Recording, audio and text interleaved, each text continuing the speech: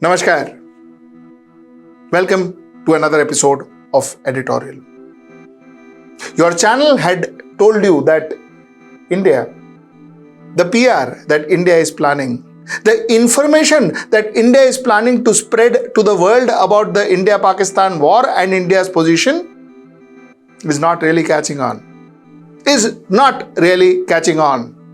The effort of all party delegates going all over the world, it spent a lot of money, but end of the day, did it do anything good for India? Your channel had told you, no, today the world says that India is losing the information war. India is not able to communicate. India is not able to communicate our stands. India is not able to communicate our position. India is not able to communicate about our neighbors who is harboring terrorism and sponsoring terrorism.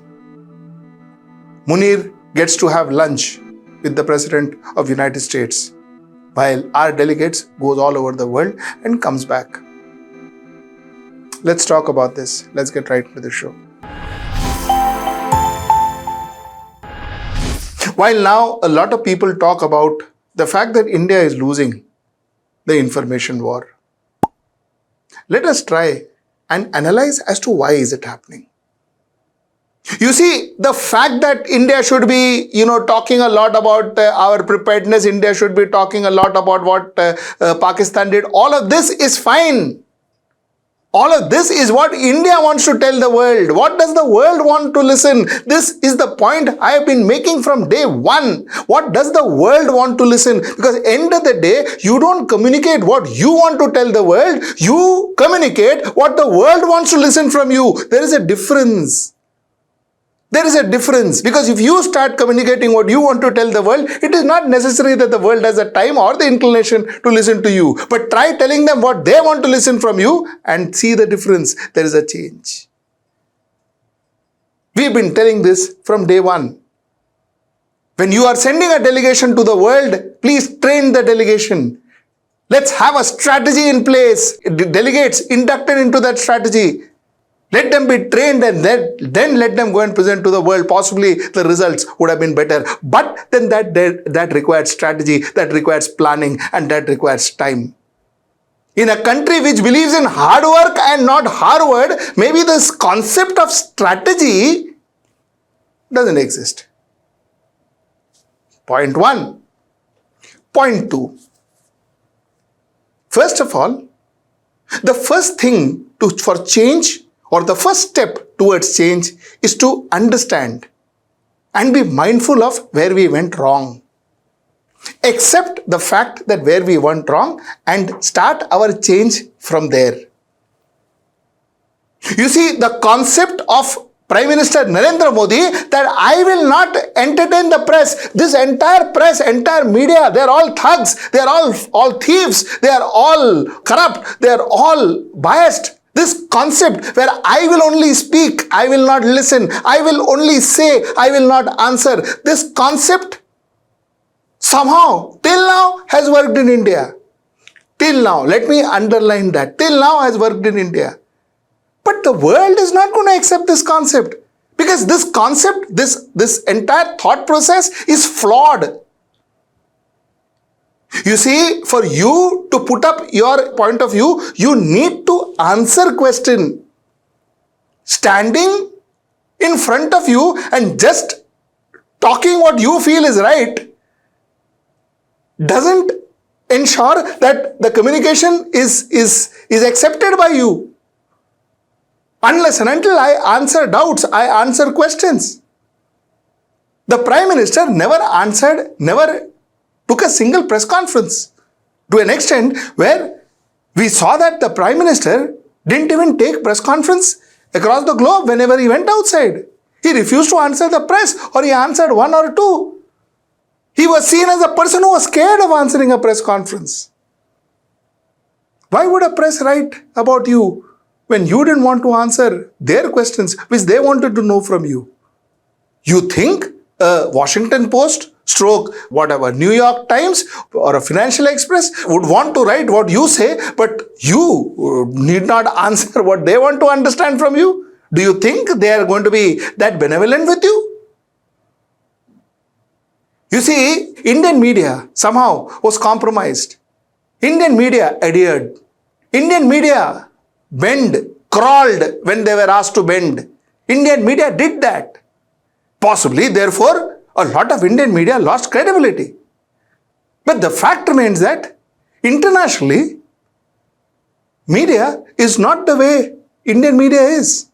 And internationally, media is not crushed the way Indian media was. I want to show you one clip from a channel called TYT, the Young Turks. It's a digital channel. It's one of the world's oldest and largest digital channels. Look at the way this man talks about Trump. Mind you, an American channel talking about Trump. Just hear this. So now the question is, what happens next? So first, let's note for the record, the person who's not anti-war is a person who starts a war. So Donald Trump. He started this war. He said he wasn't going to start wars. He did. Later, that will probably say, oh, if I was president, this war would have never started. No, you started the war. You started the war. So now our troops are sitting. The known as Donald Trump thinks, oh, the war is already over. I bombed them. Now they surrender. And he said, now we can move on to peace. Is that how it works? One side attacks, the other side doesn't counterattack at all? We have beeped the parts where, he was going overboard. But the fact remains that he said that. Is he behind bars? No. Has the ED raided him? No. Is there a CBI behind him? No. Is he behind police custody? No, he is not. He is out. Because that's the way American press even today functions, even under a person like Trump. You see, the world is still free press. The world still respects the freedom of press. The answer to you talking against me is not putting you behind bars. At least till now. And at least countries like Europe, Australia, and even to some extent, and even now, America, they're still not putting people behind bar because they spoke against the government. Was that the case in India? Now, the question that I'm going to ask you is very simple. That's my third point. Let's talk about 2014 to 2019. You expected the world to support you. You expected the world to understand where you come from, to spread your point of view. How would the world do that? The world would only do that if their media tells them. You know about who Khomeini is because Times of India or Hindu or Indian Express tells you so. The media tells you so. So you know who Khomeini is and what Khomeini is. You form an opinion about Khomeini because of them.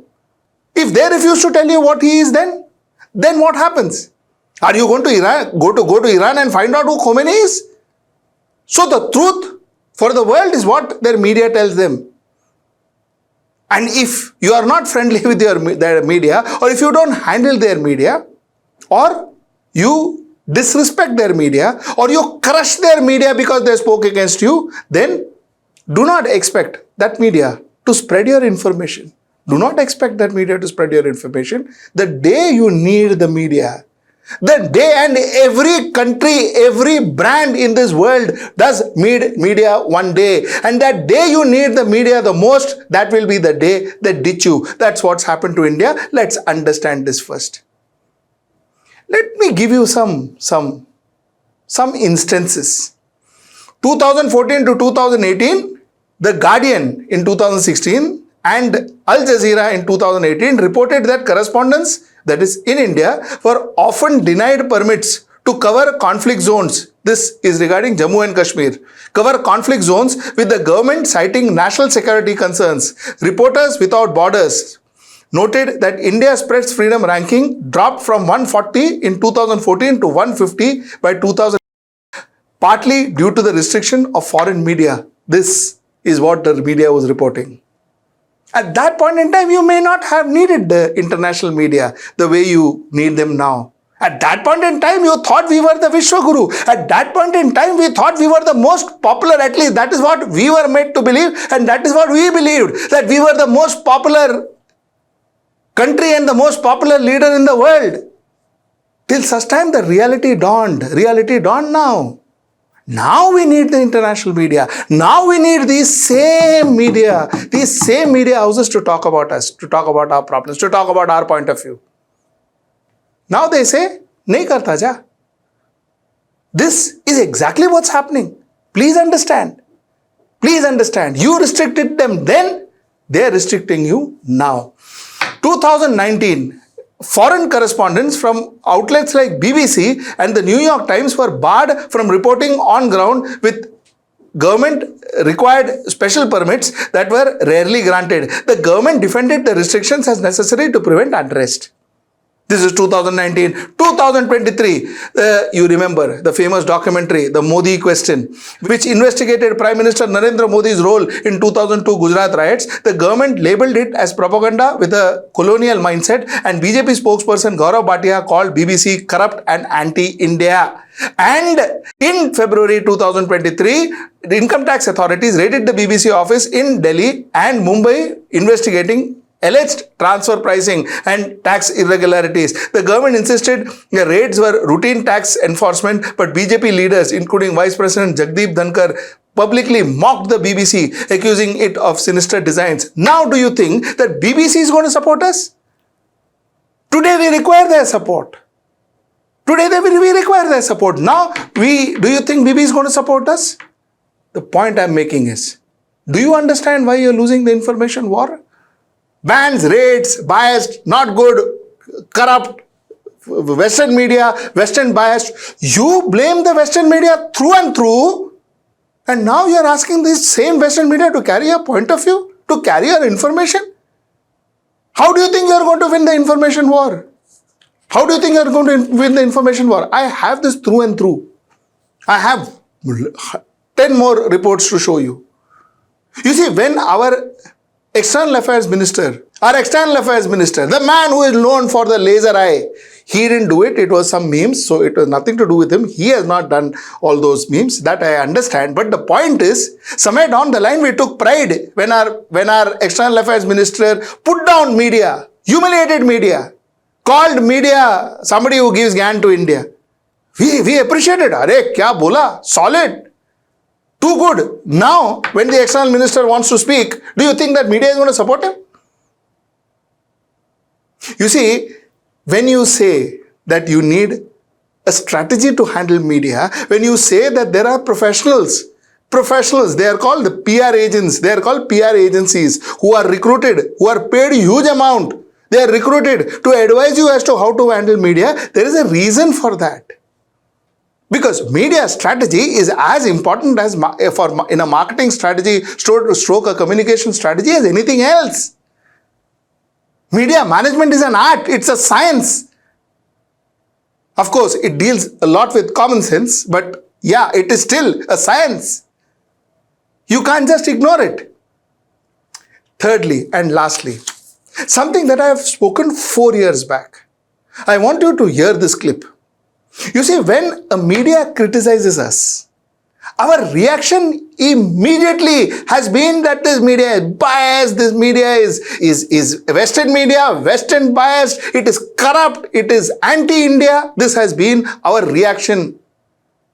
We told you then that this is not the way that PR functions. This is not the way media relations function. If one media writes against you once, the answer to that is not abusing that media. The answer to that is showing 4 things that you've done better. Showing 4 good things. If they report 1 bad thing, show them 4 good things that you've done. You do that 5 times, the 6th time they are helpless but to cover the good things you've done. Their perspective towards you changes. And I am not talking to you some rocket science or something that I have invented. This is how the world handles media. This is how the best of media strategic mind handles media. And that's all that I said in this clip. Just hear this. An Australian newspaper wrote a very scathing article against India and Indian government. In fact, they said that the coronavirus crisis is of epic proportion in India. And it is purely due to the arrogance, hyper-nationalism and bureaucratic incompetence of India. This is what they said. Straight, very scathing article. Now, India's ego got hurt.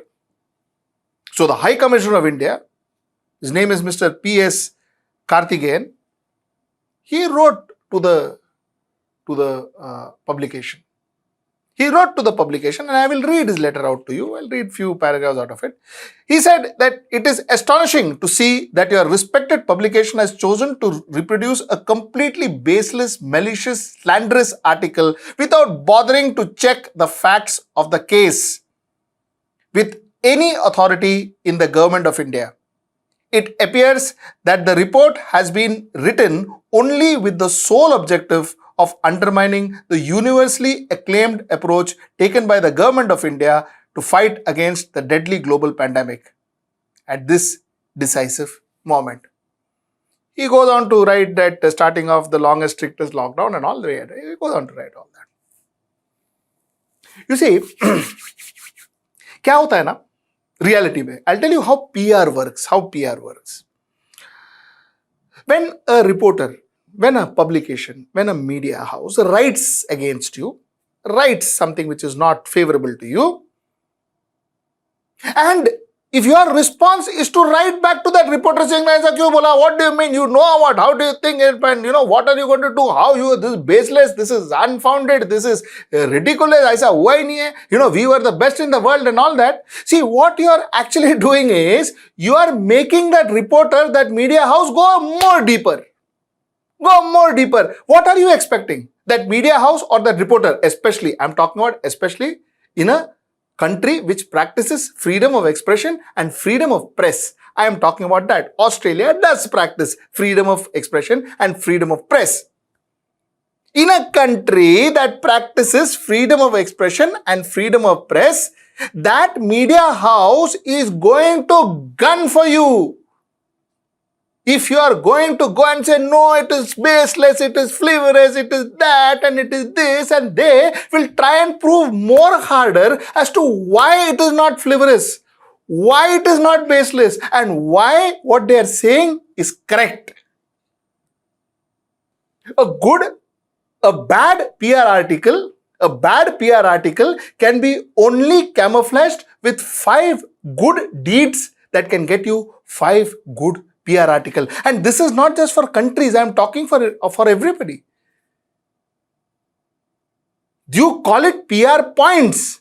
You create PR points, and if that is one publication that is trying to go after you, gun after you, write against you, what you try and do is create 5 PR points that you can feed that publication with, saying that, bhai, theek hai, ye बोला, ठीक है, तुमने ये बोला, पर हमने ये भी किया, पर हमने ये भी किया, पर हमने ये भी किया. Chances are, if that media house is professional, that media house is run professionally, that media house will carry your good points too. But then you have to have good points. Going and crying in front of them and saying that you are all wrong, is this is all malicious and this. You think they are going to tell us, oh, it is malicious. Okay, we were wrong. Oh, we were so ignorant that we didn't check, we didn't do our fact check. Is that how a media house will react? Saying, oops, I'm so sorry, we didn't check our facts and we wrote this malicious article against you. I am so sorry. Tomorrow morning, we will write another article saying that we were stupids. We were wrong. Nothing is happening in India. Everything is good. Our article was malicious, Baba. Is that what the response our respected Deputy High Commissioner expected? Nahi hota hai aisa na. It doesn't work that way. See, these are basic fundamental factors that should be imbibed by professionals who are managing the image of India. My point is that somewhere down the line, like I said, it's time we start using strategy. It is time we start using professionals. It is time we start respecting professionals and understanding that sheer chest thumping, sheer jingoism will not help. Sheer home-cooked media strategies, home-cooked remedies will not help. If it helps, it will help for a short time. But when it comes to a media crisis, when it comes to an imagery crisis, when it comes to an information war that we are fighting today, we will not be able to win it. That requires a professional strategy. That requires best of minds in this country to put the best of minds together and draw out a strategy. And that is what we should be presenting to the world. And that is where we are lacking. While there could be 100 other reasons and 100 other technical reasons and all of that, but this is how you first tackle the information war. First get media, take media into confidence. If international media, you take it into confidence, then you won half your battle, which somewhere down the line, we never thought was important. It was never part of our Harvard versus hard work strategy. This is the point I wanted to make. Till I see you next time. That's tomorrow at 10. You take care. Namaskar.